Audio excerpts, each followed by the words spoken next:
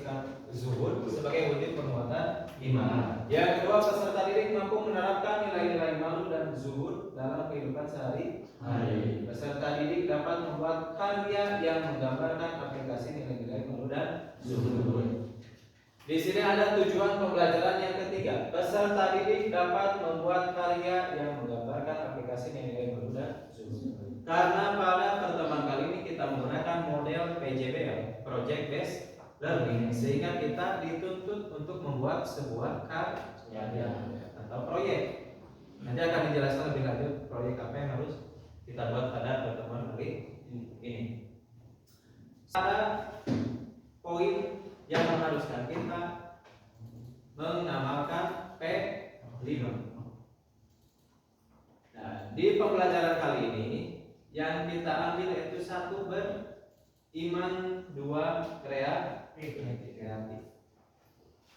Untuk P5 PPRA pelajaran mata nilai alami kita mengambil ketauladanan dan keberadaban. Semangat. Konsentrasi dimulai.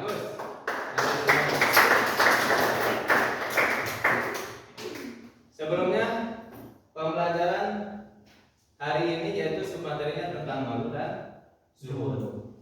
Apabila pertemuan kemarin ada yang masih ingat? Menjaga kehormatan dan ikhlas.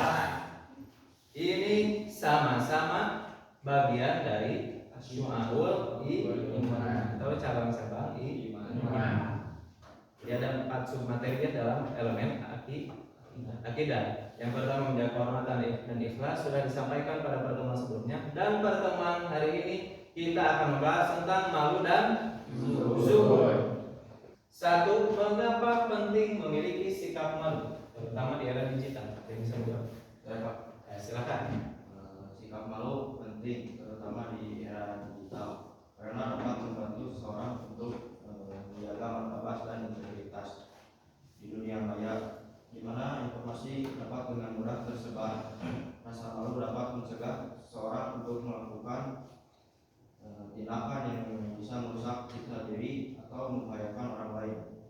Rasa malu juga dapat menghindarkan individu dari perilaku negatif atau tidak etis seperti bullying atau berbagai informasi pribadi yang tidak seharusnya. Ya, betul. Yang kedua, bagaimana rasa malu bisa mencegah kita melakukan hal yang buruk? Ya, silakan. Rasa malu berfungsi sebagai pengingat sosial yang membantu kita untuk berpikir 2 kali sebelum melakukan sesuatu yang tidak benar atau tidak pantas. Ketika kita merasa malu, kita cenderung menghindari perilaku yang dapat merugikan diri sendiri atau orang lain. Dengan adanya rasa malu, seseorang lebih mungkin untuk mempertimbangkan dampak dari tindakannya, menjaga hubungan baik dengan orang lain, dan bertindak sesuai dengan norma sosial yang berlaku. Ya, betul. Muncul. Itu garis besar dari malu. Apakah kamu tahu mengapa malu dan zuhud penting dalam membangun karakter diri? Tahu tidak? Tidak. Yang kedua, bagaimana nilai malu dan zuhud dapat diterapkan di kehidupan modern saat ini? Ada yang tahu? Ini yang harus kamu tahu. 1. Pentingnya malu dalam membangun karakter diri. Malu merupakan sifat yang mengarah pada pengendalian diri, menjaga kehormatan, dan berusaha untuk tidak melakukan hal-hal yang tidak baik atau tercela. Sifat malu mendorong seseorang untuk menjaga etika, menghormati orang lain, dan bertanggung jawab atas perbuatannya. Dalam membangun karakter diri, malu membantu seseorang untuk menghindari perilaku negatif dan lebih berfokus pada tindakan yang baik dan benar. Penerapan malu dalam kehidupan modern: menghindari perilaku yang tidak etis seperti berbohong, menyalahgunakan kekuasaan, atau menyakiti orang lain. Di dunia digital ini berarti menggunakan media sosial dengan bijak, menjaga privasi, dan tidak terlibat dalam perundungan atau menggunakan kebohongan. Kemudian pentingnya zuhud dalam membangun karakter diri. Zuhud adalah sikap hidup sederhana, tidak terikat pada duniawi, dan tidak berlebihan dalam mengejar materi. Orang yang zuhud akan lebih fokus pada tujuan hidup yang lebih tinggi, yaitu mendekatkan diri kepada Tuhan atau Allah Subhanahu wa Ta'ala, dan memberikan manfaat bagi sesama. Dalam konteks membangun karakter diri, zuhud membantu seseorang untuk tidak terjebak dalam kehidupan yang materialistis dan mengutamakan nilai-nilai spiritual. Kemudian penerapan zuhud dalam kehidupan modern, fokus pada kesederhanaan. Jadi zuhud itu menuntut kita untuk hidup sederhana, tidak terbaik oleh kemewahan atau status sosial yang berlebihan. Seseorang yang zuhud akan lebih menghargai waktu, tidak mudah terpengaruh oleh gaya hidup konsumtif, dan lebih peduli pada nilai-nilai kebajikan dan hubungan sosial yang positif. Nah, itu sekilas materi yang akan kita bahas pada pertemuan kali ini. Seperti yang sudah disampaikan tadi, bahwa pembelajaran pada kali ini akan menggunakan model PJBL, sehingga akan dituntut membuat sebuah proyek atau produk. Maka dari itu, apabila satu orang akan dirasa cukup sulit, sehingga pada pembelajaran kali ini sama seperti pembelajaran sebelumnya akan dibuat berkelompok. Seperti biasa, kita akan membuat 4 kelompok. Kelompok 1, kelompok 2, kelompok 3, dan kelompok 4. Sudah ada ya kelompoknya? Tugasnya apa? Tugas yang harus dibuat, hal-hal yang harus diperhatikan dalam pembuatan proyek atau produk. Di sini kita akan membuat produk infografis berbasis Canva. 1. Elemen infografis,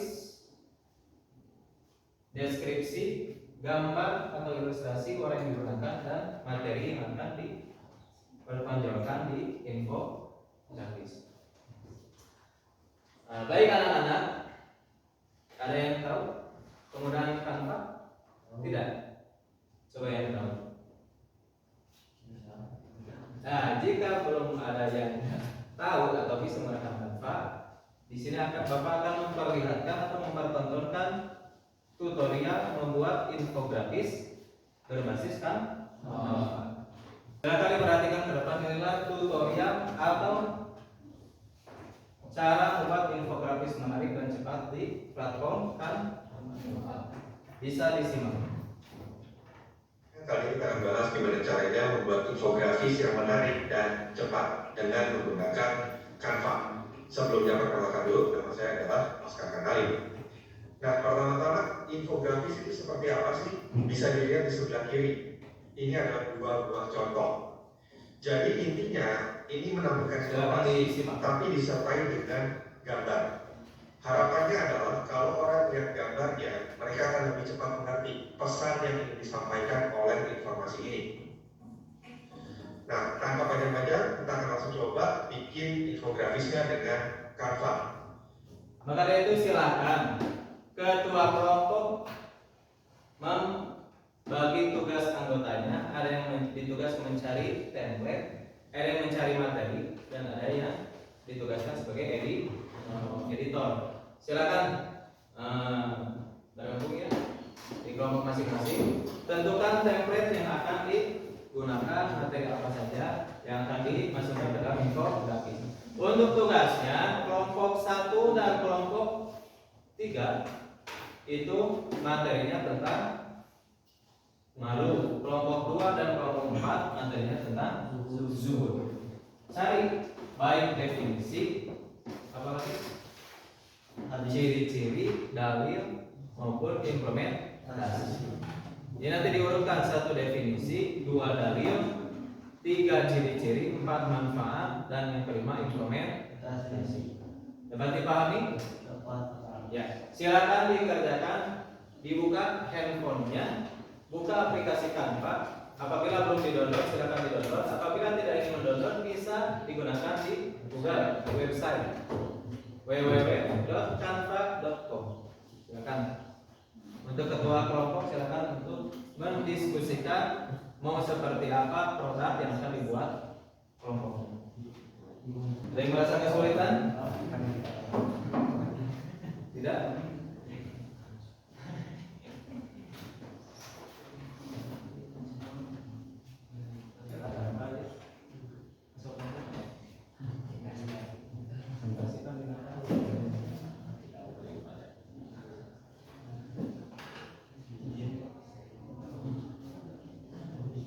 Supaya nanti produknya bisa ditampilkan di depan.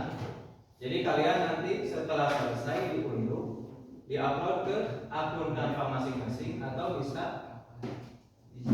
disimpan di Google Drive. Nanti linknya di-share ke Bapak nanti oleh Bapak di download ditampilkan di depan. Baik yang diberikan tugas malu maupun tugas Zoom. Ya silakan kerjakan. 20 menit cukup ya.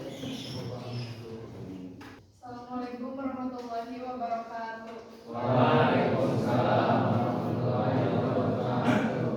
Saya perwakilan dari kelompok 3 akan mempresentasikan hasil infografis yang telah kami buat, yaitu materi tentang malu. Malu dalam Islam adalah perasaan yang timbul ketika seseorang merasa dirinya tidak pantas atau malu karena melakukan sesuatu yang tidak sesuai dengan ajaran agama, norma sosial atau etika yang berlaku. Assalamualaikum warahmatullahi wabarakatuh. Waalaikumsalam warahmatullahi wabarakatuh. Di sini saya sebagai perwakilan dari kelompok 2 untuk mempresentasikan tentang zuhud dalam Islam. Pengertian zuhud dalam Islam adalah sikap atau keadaan seorang yang tidak terikat dengan duniawi dan tidak tergoda oleh kemewahan, harta atau hal-hal material lainnya. Bagaimana materinya yang disampaikan? Bagus? Bagus. Untuk desain? Bagus ya, bagus ya gambar yang kita lihat diilustrasikan dengan Al-Quran. Ada yang bisa menyimpulkan materi pada hari ini? Baik malu maupun zuhud. Silakan siapa ingin menyimpulkan? Pak, Ya silakan. jadi kita bisa tahu kalau malu itu penting dalam kehidupan sehari-hari untuk menjaga perilaku atau sikap kita di masyarakat. Juga zuhud bisa mengurangi kecintaan kita terhadap dunia dan lebih fokus terhadap akhirat. Tuh. Alhamdulillah dari proses awal tadi sampai pembelajaran dan barusan kesimpulan ada peningkatan dalam capaian kalian. Yang pertama dalam membuat proyek bagus, cepat. Yang kedua bisa menguasai materi. Kemudian untuk pertemuan depan kita masuk bab selanjutnya yaitu elemen akhlak. Materinya tentang adab menggunakan media sosial. Sudah tidak asing ya media sosial. Hampir semua dari kita pasti pernah atau sering menggunakan media sosial. Betul? Nanti kita akan belajar di pertemuan depan. Pertemuan kali ini dicukupkan sekian. Mohon maaf apabila ada kesalahan selama pembelajaran. Tetaplah menjadi orang yang bermanfaat. Tetaplah menjadi orang yang taat ibadah. Tetaplah menjadi orang yang selalu istiqomah menjalankan kebaikan. Assalamualaikum warahmatullahi wabarakatuh. Waalaikumsalam.